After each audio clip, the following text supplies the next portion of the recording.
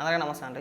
తిరుమల కల్తీ నెయ్యి గురించి ఇప్పుడు ఎవరైతే కొంతమంది పేటీఎం మేధావులు, కొంతమంది ముసుగు వీరులు, అలాగే వైఎస్ఆర్సీపీ పార్టీ నాయకులు, కార్యకర్తలు రోజు అలాంటి వ్యక్తులు అయితే కొద్దిగా అగ్రెసివ్గా కూడా మాట్లాడుతున్నారు. వీళ్ళంతా కూడా కొన్ని వాటికి సమాధానాలు చెప్పాలి. మేము చెప్పిన మాటలకు కాదు, మీ నాయకులు చెప్పిన మాటలకే. గతంలో వైవి సుబ్బారెడ్డి నేను తనిఖీలు నిర్వహించాను అని చెప్పేసి ఆ ప్రసాదానికి ఉపయోగించే జీడిపప్పు కావచ్చు, యాలకులు కావచ్చు, ఇంకా ఇతర నెయ్యి కావచ్చు, ఇతర ఏవైతే వస్తువులు ఉన్నాయో వాటన్నిటిని కూడా మేము తనిఖీ చేసాము. మాకు ఎక్కడా కూడా క్వాలిటీ కనిపించలేదు, అందులో ఎక్కడో కొద్దిగా నాణ్యత లోపించింది అని చెప్పేసి మాకు అనుమానం కలిగింది.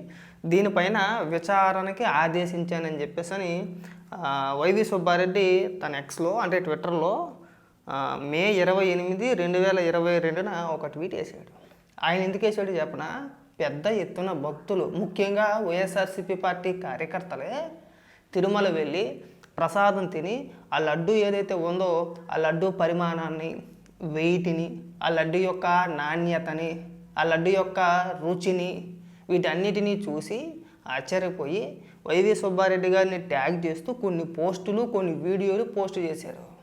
ఆయన్ని ట్యాగ్ చేసి లడ్డూలో కల్తీ జరుగుతుంది, నాణ్యత లేదు, ఒకసారి మీరు చూడండి, మీరు పరిశీలించండి, తగిన చర్యలు తీసుకోండి అని చెప్పేసి వైవి సుబ్బారెడ్డి గారిని ట్యాగ్ చేసి కొన్ని పోస్టులు ఎత్తే దానికి ఆయన స్పందించి ఆయన వేసిన పోస్ట్ మాట, టీటీడీ మార్కెటింగ్ గోడౌన్లో ఈరోజు ఆకస్మిక తనిఖీలు చేశాను. ప్రసాదాలు తయారీకి వాడే జీడిపప్పు నాణ్యత లోపించి ఉండడం గుర్తించి సదరు కాంట్రాక్టర్ టెండర్ రద్దు చేయాలని అధికారులను ఆదేశించాను. యాలకులు, నెయ్యి కూడా నాణ్యత మేరకు లేవనే అనుమానంతో వాటిని ప్రభుత్వ ల్యాబ్కు పరీక్షల కోసం పంపాలని అధికారులను ఆదేశించాను. ఎప్పుడు వేసాడు ఈ ట్వీటు? మే 28, 2022 వేసాడు. దానికి వైఎస్ఆర్సీపీ పార్టీ కార్యకర్తలు కూడా కిందన నమస్కారం అండి, ఇప్పటికన్నా స్పందించారు, తగిన చర్యలు తీసుకోండి అని చెప్పేసి అప్పట్లో వాళ్ళు వేసారు. ఈ ట్వీట్ ఇప్పటికీ ఉంది వైవి సుబ్బారెడ్డి ట్విట్టర్ ఖాతాలో, ఆ ఎక్స్ ఖాతాలో ఇప్పటికీ కూడా ఉంది ఆ ట్వీటు. ఇదే అది చాలా స్పష్టంగా కనబడుతుంది కదా. వైవి సుబ్బారెడ్డి ఫోటోలు కనబడుతుందా? జీడిపప్పు పరిశీలించినట్టు కనబడుతుంది కదా. ఇదిగో ఆ యాలకులు, ఇంకా ఇతర ఈ వాసన చూస్తున్నాడు అనమాట. ఇదిగో ఓకేనా. ఇప్పుడు ఇదే అంశాన్ని ఇప్పుడు ఏదైతే సిబిఐ ఛార్జ్షీట్లో సిట్ ఏదైతే నివేదిక ఇచ్చిందో క్లీన్ చిట్ ఇచ్చేసారని చెప్పిపోతున్నారు కదా. వాళ్ళు ఏం చెప్పారు చెప్పనా? ఇదిగో వాళ్ళు చెప్పింది మీకు క్లియర్గా చదివినిపిస్తాను, ఒకసారి తెలుగులో చెప్తా. ఆ రోజున ఈ డేట్ గుర్తుపెట్టుకోండి, మే 28, 2022 డేట్ గుర్తుపెట్టుకోండి.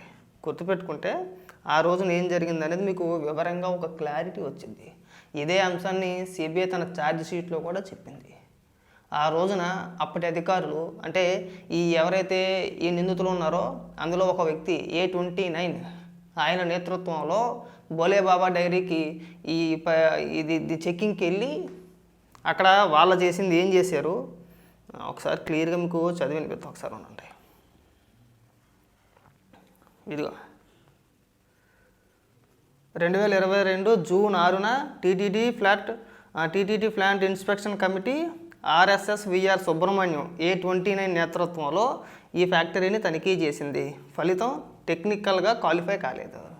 అంటే వైవి సుబ్బారెడ్డి ఆదేశాల మేరకు జూన్ 6వ తారీఖున బోలేబాబా ప్లాంట్కి చెకింగ్ చేయడానికి వెళ్ళి చెక్ చేసిన తర్వాత అక్కడ నెయ్యిలో క్వాలిటీ లేదని చెప్పేసి వీళ్ళు గుర్తించారు. క్వాలిఫై కాలా. అయినా RSSVR సుబ్రహ్మణ్యం అంటే ఈ A29 నిందితుడు ఎవరైతే ఉన్నారో ఆయన, అలాగే ఈ చిన్నప్పన్న వైవి సుబ్బారెడ్డి PA వాళ్ళ నుంచి ఒత్తిడి వచ్చి తర్వాత డిస్క్వాలిఫై తర్వాత కూడా జూలై 25, 2022 ఈ కంపెనీకి అంటే ఈ బోలేబాబా డైరీకి దాదాపు 9,450 కేజీలు సప్లై ఆర్డర్ ఇచ్చారు. కల్తీ జరిగిందని తెలిసి కూడా తర్వాత జూలై 25 ఈ కంపెనీకి ఈ బోలేబాబా డైరీకి ఎంత ఇచ్చారు? దాదాపు 9,450 కేజీలు సప్లై ఆర్డర్ ఇచ్చారు. తర్వాత August 3, 2022 CFTRI central food technological research institute Mysuru test report వచ్చింది. గీలో వెజిటబుల్ ఆయిల్స్, కెమికల్స్, ఒక్క చుక్క కూడా పాలు లేకుండా, పాలు సేకరించకుండా అనేక రసాయనాలు కలిపి నెయ్యిని తయారు చేస్తున్నారని చెప్పేసి రిపోర్ట్ వచ్చిన తర్వాత కూడా, అంటే ఈ నెయ్యి ఒరిజినల్ కాదు, ఇది కల్తీ నెయ్యి, అసలు పాలే వాడలేదని చెప్పి తేలిన తర్వాత కూడా ఈ A29 ఎవరైతే ఉన్నారో, ఈ సుబ్రహ్మణ్య అనే వ్యక్తి ఎవరైతే ఉన్నారో ఆయన సిఫార్సుతో ఆగస్టు 8, 2022న మళ్ళీ పెద్ద క్వాంటిటీ 1,07,625 కేజీలు ఆర్డర్ ఇచ్చారు. 10,000, 20,000 కేజీలు కాదండి, 1,07,625 కేజీలు ఆర్డర్ ఇచ్చారు. అది అక్టోబర్ వరకు సప్లై చేశారు. 2022 అక్టోబర్ వరకు సప్లై చేశారు. ఎప్పుడు ఇచ్చారు ఆర్డరు? ఆగస్టు 8, 2022న 1,07,625 కేజీలు ఆర్డర్ ఇస్తే ఆ ఆర్డర్ని అక్టోబర్ 22 వరకు సప్లై చేశారు. దాన్ని గుర్తుపెట్టుకోండి బాగా. ఇక్కడ ఇంత క్లియర్గా, ఎంత స్పష్టంగా మెన్షన్ చేసి కల్తీ, ఇది నెయ్యి స్పష్టమైన నెయ్యి కాదు, కెమికల్స్తో వాడారని చెప్పి, అంటే కెమికల్స్తో తయారు చేశారు, కెమికల్స్ వాడారని చెప్పేసి అని తెలిసిన తర్వాత 1,07,000 కేజీలు ఒకసారి, 9,400 కేజీలు ఒకసారి ఆర్డర్ ఇచ్చారంటే తెలిసి జరిగిందనాలా, తెలియకుండా జరిగిందనాలా? సుబ్బారెడ్డి ఎప్పుడు చెప్పాడు? మే 28, 2022న అధికారులను ఆదేశించారు. వీళ్ళు బోదేబాబా డైరీకి ఎప్పుడు వెళ్ళారు? జూన్లో వెళ్ళారు. మళ్ళీ తేలిన తర్వాత కల్తీ జరిగిందని చెప్పేసి అని తేలిన తర్వాత రిపోర్ట్ వచ్చిన తర్వాత కూడా 9,000 ఒకసారి, 1,00,000 కేజీలు ఒకసారి ఇచ్చారంటే మరి మిమ్మల్ని ఏసీ పిచ్చి కొట్టాలి. సిబిఐ ఛార్జ్షీట్లో ఉన్నది ఇదంతా కూడా. మేము అబద్ధం చెప్పట్లా, అబద్ధం చెప్పాల్సినంత దౌర్భాగ్యం కూడా మాకు పట్ల చాలా స్పష్టంగా ఉంది. 2019, 2024 మధ్యన దాదాపు 68 లక్షల కేజీలు నెయ్యిని వాడారు. దాదాపు 250 కోట్ల రూపాయలు విలువ. ఒకటి కాదు, రెండు కాదు, 250 కోట్ల రూపాయలు. నిన్న ఒకసారి మీకు ఎవరికన్నా డౌట్ ఉంటే ఇంకా ఒకసారి అర్ణబ్ గోస్వామి డిబేట్ ఒకసారి చూడండి. ఉతికారేసాడు. అడిగిన దానికి ఒక్క ప్రశ్నకి సమాధానం చెప్పలేకపోయింది అక్కడ వైసీపీ. ఒకసారి చూడండి. ఇక్కడికి వచ్చి ప్రతి పకోడీగాడు, ప్రతి ముసుగేసేసుకుని ప్రతి ఒక్కడు చివరాఖరి కళ్ళు సరిగా కనబడినోడు కూడా పెద్ద పెద్ద స్టేట్మెంట్లు ఇచ్చేస్తున్నాడు.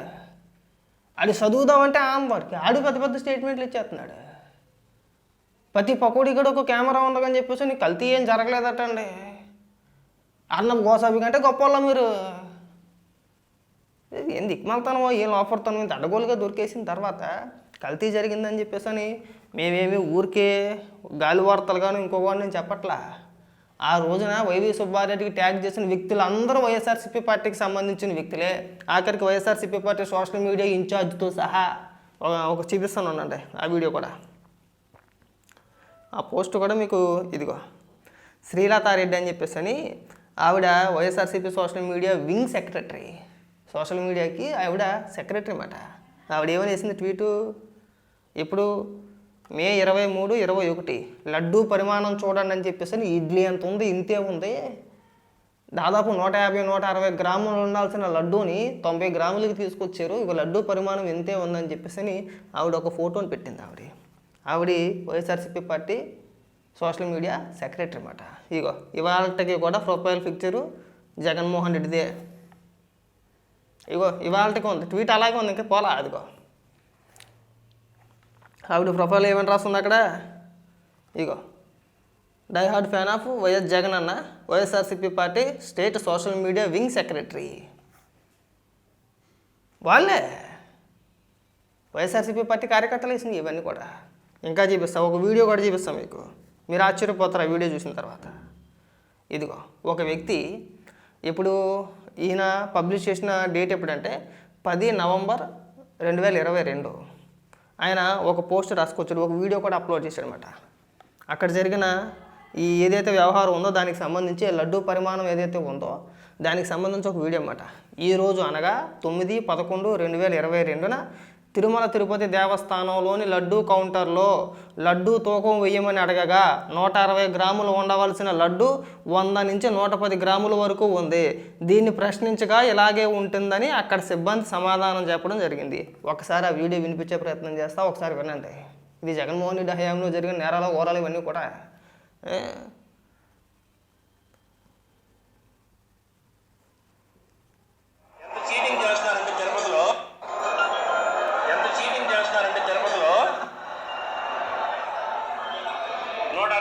లడ్డు 100 గ్రాములు తీసుకున్నారు. ఈ ఇచ్చేది ఎవరు, నువ్వా నేనా అక్కడ? ఒక్క నిమిషం నేను వేరే టౌన్ ఎక్కిస్తానా? ఎందుకు ఎక్కిస్తావు? కాదు చూడు మరి ఎలాగా అదిగో చూడండి అన్న. చూడు మరి పెట్టు. ఇదేనా? స్వామి, నన్ను ఎందుకు నాన్న చూడండి అన్న. అది 90 గ్రాములు. అదిగో 90 గ్రాములు. ఎంత చీటింగ్ జరుగుతుందంటే తిరుపతిలో అంత చీటింగ్ జరుగుతుంది. వైఎస్ జగన్మోహన్ రెడ్డి, సుబ్బారెడ్డి గారు చేస్తున్న చీటింగ్ ఇది.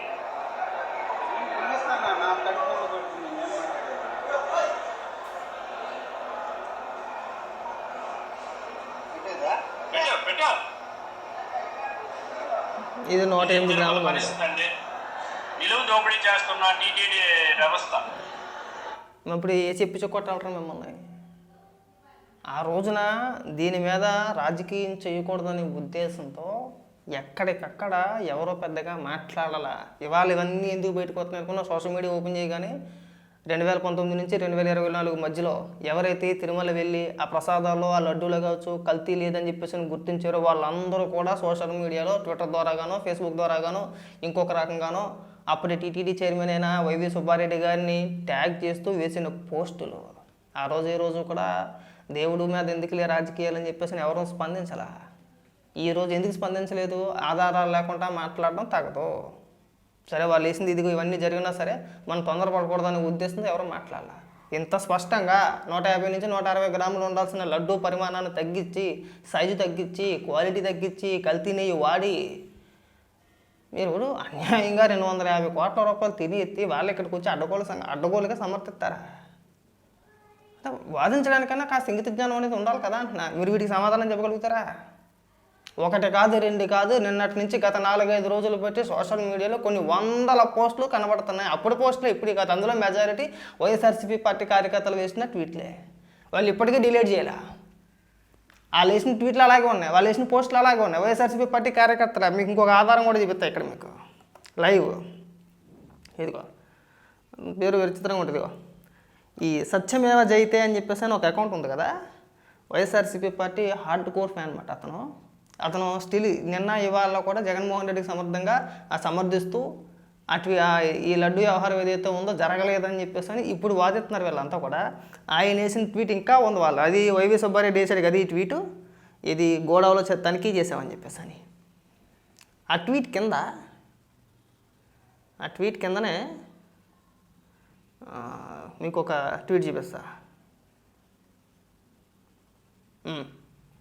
వైవి సుబ్బారెడ్డి గారికి రిప్లై ఇస్తూ, మీకు నమస్కారం, ఇప్పటికైనా ఏం జరుగుతుందో తెలుసుకునే ప్రయత్నం చేస్తున్నారు. నా వయసు 40 ఏళ్ళు. ఇప్పటి వరకు ఎన్నిసార్లు తిరుపతి లడ్డూ ప్రసాదం తినుంటానో. గత 6 నెలలుగా లడ్డూ ప్రసాదం కొద్దిగా రుచి చూసిన వాళ్ళంతా దద్దుర్లు వస్తున్నాయి, నెయ్యి ఫక్తు కల్తీ ఉంది, మహాప్రభో సరిచెయ్యండి. వైఎస్ఆర్సీపీ పార్టీ హార్డ్ కోర్ అభిమానులు.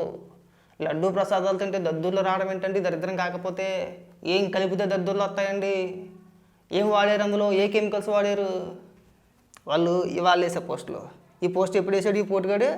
29 మే 2022లో వేసాడు. ఇవాళ ఏమైనా సమర్థిస్తున్నారు వీళ్ళు? ఇదిగో ఇకపై ఆపేయండి. రాజకీయ అవసరాల కోసం లడ్డూ పవిత్రను హిందూ మనోభావాలను దెబ్బతీసేలా ప్రవర్తించొద్దు. ఎవరో ఏదో వీడియో మాట్లాడితే దాన్ని తీసుకొచ్చి చేశారు. ఇక మా బొకడాగడు వీడియో ఒకటి వేసాడు, అడిగి వాళ్ళ పేరు కూడా చెప్పాలి నేను. ఇగో ఇవాళంతా వైఎస్ఆర్సీపీ పార్టీ భజన చేస్తున్నారు.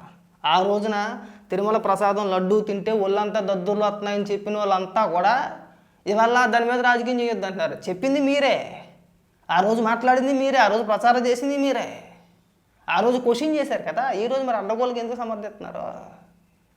పార్టీలు పక్కన పెట్టాలండి. ఇది ఒక మతం మీద జరిగే దాడి. ఇది దేవుడిని అడ్డం పెట్టుకుని మా సొమ్ము తిని ఆఖరికి టీటీడీ డబ్బుల్ని సంక్షేమ పథకాలకే లేదంటే ఇతర చర్చిలకో పాస్టర్లకు కూడా ఖర్చు పెట్టిన దాఖలా ఉన్నాయి జగన్మోహన్ రెడ్డి హయాంలో. మేము అప్పుడు కూడా పెద్దగా బాధపడలా, ఆ రోజు కూడా పెద్దగా అడగల. ఇంత అడ్డంగా దొరికిన తర్వాత అడ్డగోలు సమర్థన చేస్తామంటే ఇంక మేము లేచి పిచ్చి కొట్టాలో మాకు అర్థం కావట్లా. దీనికి సమాధానం చెప్పండి ఫస్ట్, ఆ తర్వాతలే. గతంలో ఇప్పుడు ఇలా జరగలేదు కదా. వైఎస్ ఫ్యామిలీ ఉంటేనే ఈ వివాదాలన్నీ ఎందుకు వస్తాయండి? ఆస్తానా ఎక్కడైనా సిగ్గుపడితే బాగుంటుంది.